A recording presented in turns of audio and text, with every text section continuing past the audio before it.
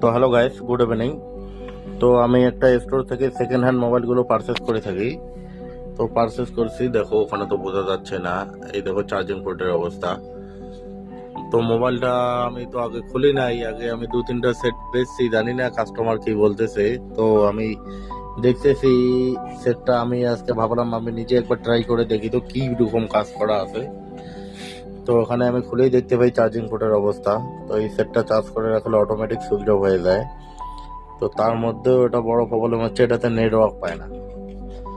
তো আমি একবার ব্যাক সাইডটা খুলে দেখলাম, যেটা চার্জিং পিসিবিটা দেখি। তো এখানে দেখো, এই দেখো কত বড় ময়লা এখানে।